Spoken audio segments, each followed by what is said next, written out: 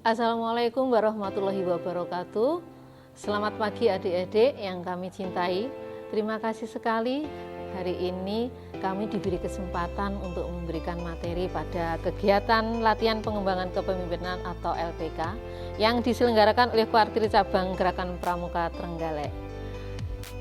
Sebelum kami mulai, perkenalkan kami memperkenalkan diri, kami dari Badan Keuangan Daerah atau yang disingkat dengan Bakouda, yang merupakan organisasi perangkat daerah yang melaksanakan urusan pengelolaan dalam pengelolaan keuangan. Oke, jadi materi pagi ini yang akan kita bahas, yang akan disampaikan adalah tentang manajemen keuangan. Tentunya adik-adik bertanya-tanya, manajemen keuangan itu apa? Meskipun dalam kehidupan sehari-hari adik-adik sebetulnya telah melakukan aktivitas itu, tapi kadang-kadang kita tidak tahu bahwa yang kita lakukan itu sebenarnya adalah manajemen keuangan. Jadi setiap individu pasti pernah melakukan aktivitas memanage keuangan. Ya, meskipun adik-adik sebagai pelajar, saya yakin adik-adik juga telah melakukan manajemen terhadap keuangan. Ya, jadi tidak hanya keuangan dalam suatu organisasi, tapi secara pribadi sudah pernah melaksanakan. Baik adik-adik, secara definisi manajemen keuangan adalah suatu kegiatan perencanaan, penganggaran, pemeriksaan, pengelolaan, pengendalian, pencarian, dan penyimpanan yang dimiliki oleh suatu organisasi atau perusahaan. Hanya saja adik-adik, dalam lingkup pemerintahan lebih dikenal dengan istilah pengelolaan keuangan. Jadi bukan manajemen keuangan tapi pengelolaan keuangan. Hal itu sebagaimana diatur dalam peraturan pemerintah yang terakhir, yang paling baru itu peraturan pemerintah nomor 12 tahun 2019 tentang pedoman pengelolaan keuangan daerah. Itu kalau di lingkup pemerintahan, ya. Kalau di adik-adik barangkali ada aturan-aturan khusus tersendiri yang mengatur tentang pengelolaan daerah.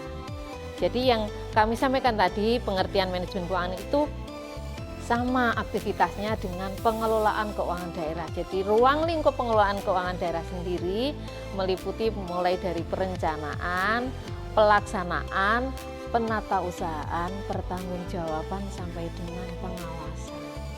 Jadi yang perlu dipahami bersama, setiap organisasi pasti memiliki anggaran yang harus dikelola dengan baik sehingga tujuan organisasi itu akan tercapai. Jadi yang pertama dalam pengelolaan keuangan itu ada yang namanya perencanaan. Perencanaan itu biasanya digunakan untuk merencanakan kegiatan sekaligus keuangannya dalam satu periode. Kalau di pemerintahan itu dikenal dengan namanya tahun anggaran.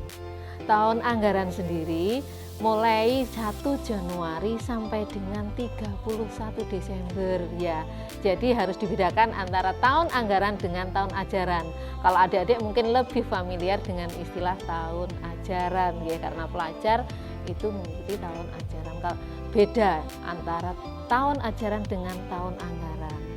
Kalau tahun anggaran seperti saya sampaikan di depan dimulai dari 1 Januari dan berakhir 31 Desember. Jadi perencanaan kegiatan itu direncanakan untuk dalam 1 tahun anggaran.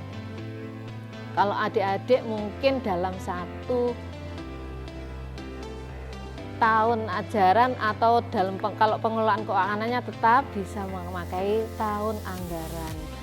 Jadi mulai 1 Januari seperti saya sampaikan tadi. Setiap organisasi maksud saya pasti punya tujuan yang ingin dicapai dalam 1 tahun anggaran. Jadi dalam 1 tahun anggaran sebelum melaksanakan kegiatan sudah disusun perencanaannya. Jadi dalam tahun anggaran itu organisasi akan melakukan apa dan memerlukan biaya berapa. Itu yang harus dijadikan pedoman dalam pelaksanaannya nanti. Jadi di pelaksanaan harus mengacu pada perencanaan sehingga tujuan awalnya tidak melenceng ya.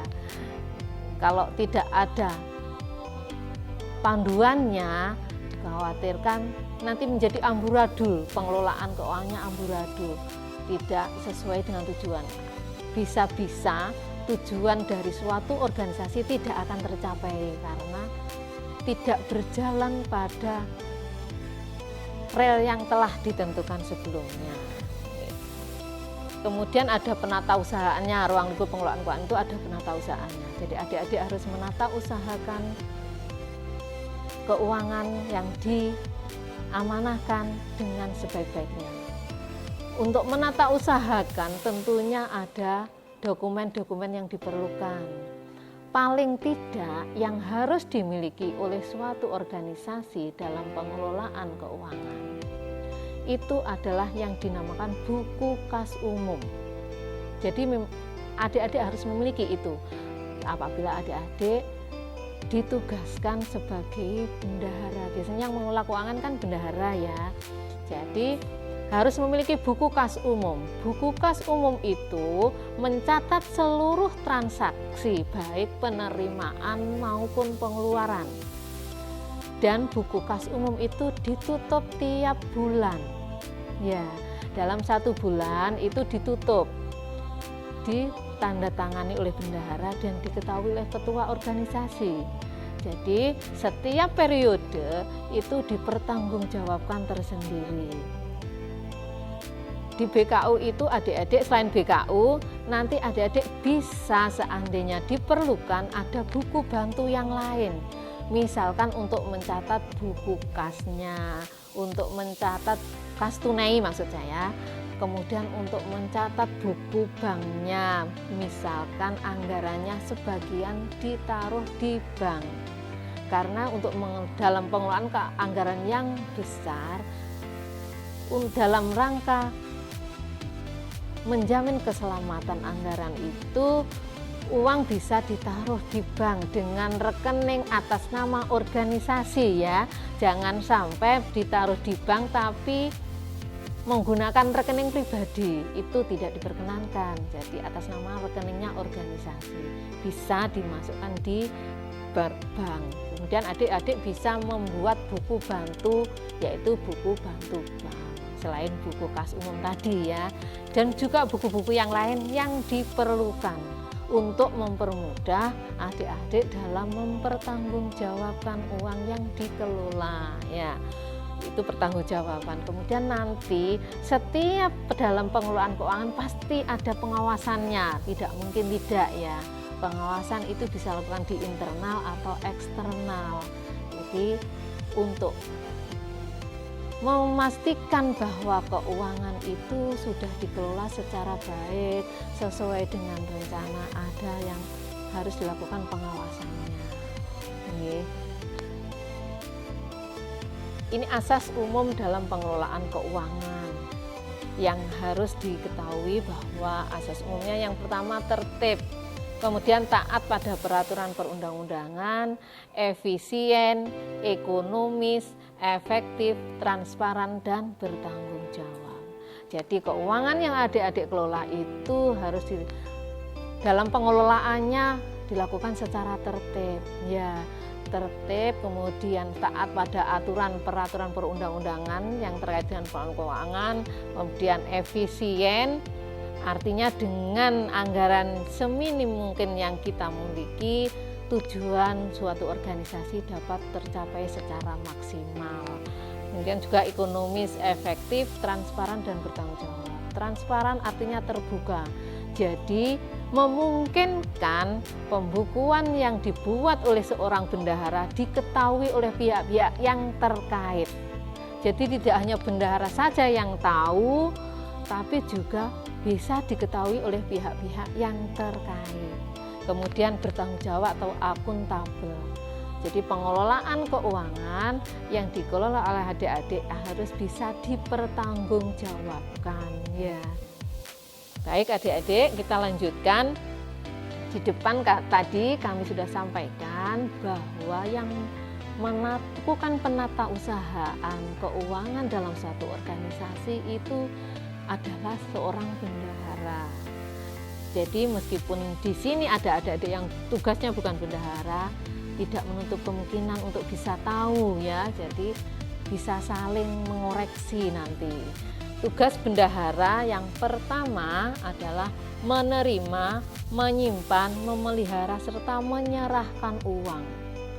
Bendahara menerima uang dari, misalkan di satu organisasi ada iuran dari masing-masing anggota yang menerima bendahara. Kemudian bendahara punya kewajiban lagi menyimpan.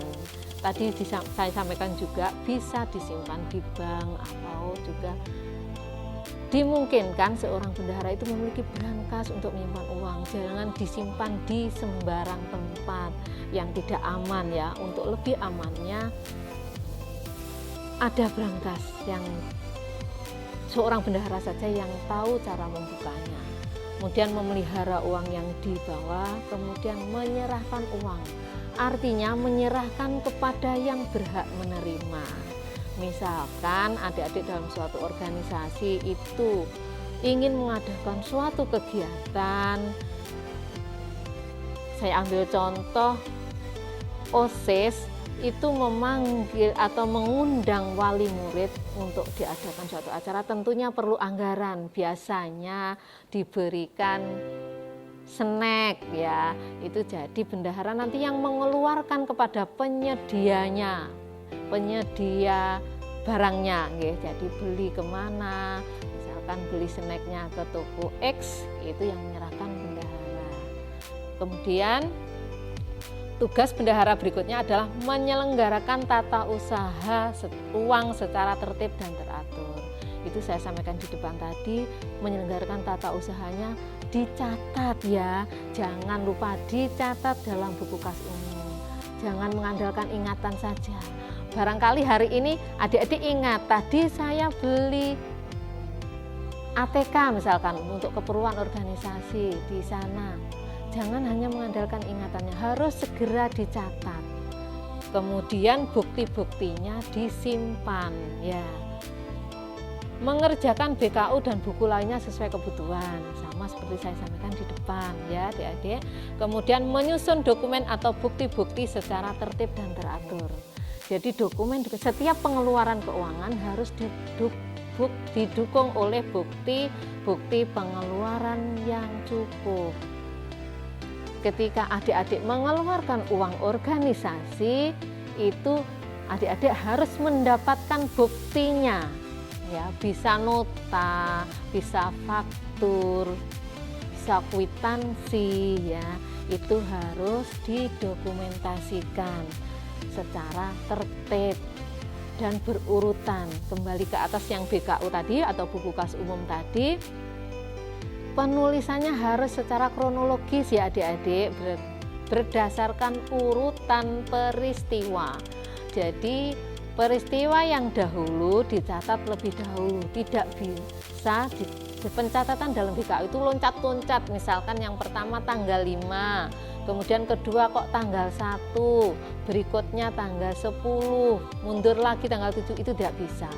Jadi BKU itu harus menggambarkan peristiwa secara kronologis berdasarkan urutan terjadinya peristiwa ya, diingat-ingat. Jadi yang mana yang lebih dulu segera dicatat dalam BKU. Bukti-buktinya disimpan juga secara berurutan untuk memudahkan adik-adik apabila mencari dokumen pendukungnya. Jadi memang tugas seorang bendahara itu mempertanggungjawabkan, dan pertanggungjawaban itu harus didukung oleh dokumen-dokumen yang lengkap dan sah. Kemudian tugas selanjutnya membuat laporan baik secara periodik maupun secara insidentil mengenai urusan uang yang menjadi tanggung jawabnya. Periodik itu bisa setiap bulan, seperti saya sampaikan di depan bahwa buku kas umum tadi kan ditutup tiap bulan, jadi harus juga dilaporkan tiap bulan. Kalau yang secara insidentil itu bisa sewaktu-waktu diminta, apabila ada yang meminta pertanggungjawaban suatu saat, tidak harus akhir bulan. Jadi misalkan ada pengawasan yang meminta tanggung jawab per tanggal 10 misalkan, adik-adik bisa menutup di tanggal 10 itu dan disampaikan laporannya per tanggal yang sesuai diminta. Kemudian tugas berikutnya adalah bertanggung jawab atas uang yang dikelolanya dari kerugian, hilang, rusak atau dicuri sebagai akibat dari kelalaiannya. Itu tadi ya adik-adik, jadi jangan sampai adik-adik harus mengganti uang yang dibawa ya, karena kelalaiannya, jangan sampai lalai. Makanya uang harus disimpan pada tempat yang aman. Oke. Itu jadi tugasnya bendahara. Selain melaksanakan tugas ini ada fungsinya. Untuk apa seorang bendahara itu ditunjuk dalam suatu organisasi? Itu untuk melaksanakan fungsi ini, meneliti kelengkapan perintah pembayaran. Ya, misalkan ketua organisasi minta sejumlah uang untuk membayar sebuah transaksi, adik-adik harus meneliti kelengkapannya. Tidak bisa, jangan sampai adik-adik itu diminta uang hanya secara lisan saja. Misalkan ketuanya, aku minta uang 10.000 untuk membeli ballpoint. Sebisa mungkin adik-adik minta kelengkapan dokumennya. Jadi bisa surat, bisa nanti suratnya mengajukan pengajuan permohonan uang untuk membayar ini misalkan. Sebisa mungkin adik-adik mendapatkan dokumen itu. Jadi ketika mengeluarkan uang itu tidak atas kemauannya adik-adik selaku bendahara sendiri. Ada perintah dari ketua misalkan. Kemudian fungsi kedua, menguji kebenaran perhitungan tagihan yang tercantum dalam perintah pembayaran. Jadi ketika ada pengajuan permintaan pembayaran terhadap transaksi, suatu transaksi, adik-adik menguji benarkah yang diminta itu sejumlah ini, begitu ya. Jadi misalkan di notanya tadi beli alat-alat tulis sejumlah 100.000, adik-adik harus meneliti notanya. Apakah benar yang harus dikeluarkan itu sebesar 100.000 ya?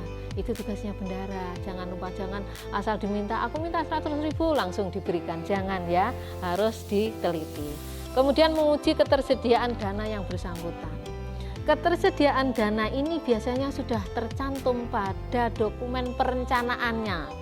Di awal tadi sudah kami sampaikan, untuk mengelola keuangan ini ada proses perencanaan. Di perencanaan tadi disebutkan dalam 1 tahun anggaran itu akan melakukan kegiatan apa saja, kemudian butuh anggaran berapa. Kalau di anggarannya tidak tersedia, bisa dikomunikasikan lagi ya. Jangan sampai bendahara mengeluarkan uang tanpa ketika dananya tidak tersedia. Fungsinya kemudian wajib menolak perintah bayar apabila ketentuan 1, 2, 3 tadi tidak dipenuhi ya.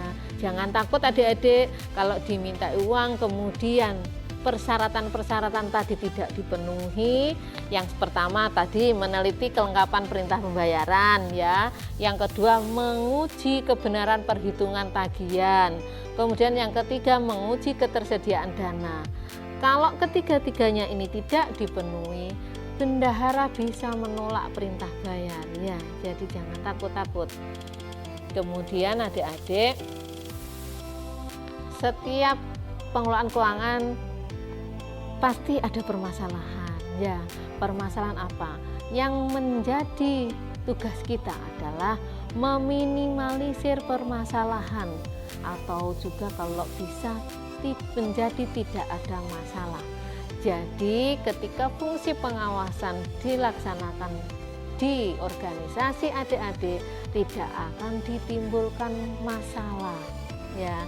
Permasalahan yang biasanya terjadi dalam pengelolaan keuangan itu antara lain pembukuan tidak diselenggarakan secara tertib ya. Ingat, adik-adik harus melaksanakan pembukuan secara tertib. ditulis secara kronologis berdasarkan urutan peristiwa, ya, jangan lupa. Baik penerimaan maupun pengeluaran. Setiap kali menerima uang dicatat dalam BKU. Demikian juga pada saat ada pengeluaran uang, jangan lupa segera dicatat. Jangan ditunda-tunda, jangan tunggu besok-besok ya, harus segera dicatat. Kemudian permasalahan yang juga sering terjadi dalam pengelolaan keuangan, pembukuan penerimaan dan pengeluaran tidak dilaksanakan secara harian dan sesuai urutan kronologis sesuai transaksi. Sudah saya sampaikan ya, bahwa penerimaan harus kronologis sesuai urutannya. Yang pertama, yang duluan juga dicatat lebih dulu secara urut-urutan, jadi tidak bisa lompat-lompat. Kemudian saldo buku bendahara tidak didukung saldo kas real. Artinya di BKU tadi adik-adik bisa diketahui setiap saat berapa saldo yang ada di organisasi itu di BKU. Kemudian akan dicocokkan dengan kas yang adik-adik pegang. Buku kas tadi bisa berupa kas tunai yang bisa disimpan di brankas, bisa juga kas yang ada di bank ya. Jadi nanti antara BKU harus sama dengan yang ada di saldo real. Saldo real tadi bisa di bank, bisa juga di brankas. Jadi rumusnya BKU sama dengan saldo bank plus saldo kas yang adik-adik pegang. Ada yang tunai yang dipegang adik-adik ya. Jadi tiap kali, tiap saat harus dicek. Jangan sampai ada selisih, nanti menimbulkan masalah atau menimbulkan fitnah ya bagi adik-adik. Kok tidak sama ya antara yang di BKU dengan yang dipegang bendahara. Jangan sampai, kita hindari ya, daripada nanti adik-adik, kalau adik-adik misalnya dirasani konco nih, oh kayak uangnya dipakai ini, menghindari hal-hal yang seperti itu adik-adik seharusnya menata usahakan pengelolaan keuangan ini secara tertibnya. Lanjutkan lagi, permasalahan yang biasanya terjadi, pengeluaran pada pelaksanaan kegiatan tidak didukung bukti dan terlambat dipertanggungjawabkan. Seperti saya sampaikan di muka, setiap pengeluaran uang atau penerimaan harus didukung oleh bukti-bukti ya. Kalau penerimaan adik-adik di sekolah biasanya menerima dari apa, itu didukung oleh ada kwitansi ya. Bendahara mencatat kwitansinya, misalkan menerima dari bantuan dari mana, dari luar ya, bantuan yang tidak mengikat itu memang diperbolehkan. Jadi dicatat di BKU. Kemudian misalkan adik-adik akan mengeluarkan uang, itu adik-adik juga harus mempunyai bukti ya. Buktinya disimpan, jangan sampai hilang.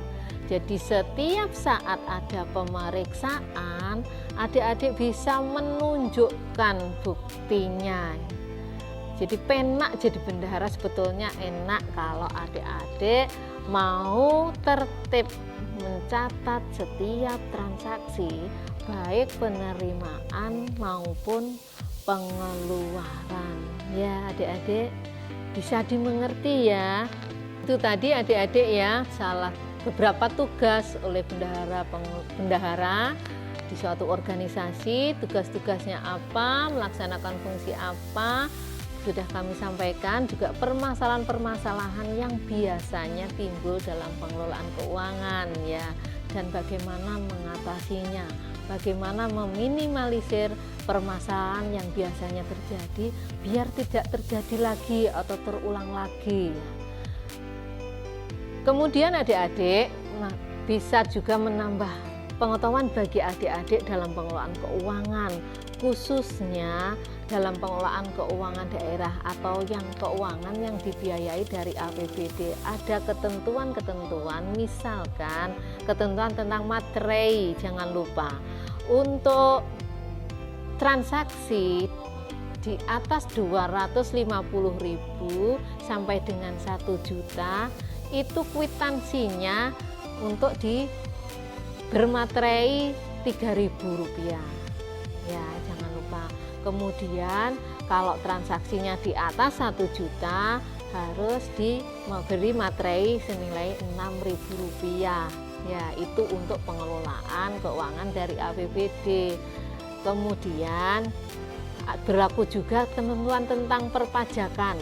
Barangkali adik-adik di sekolah bisa diskusi, bisa juga kan dengan guru-gurunya yang mengelola dana BOS gitu kan ada.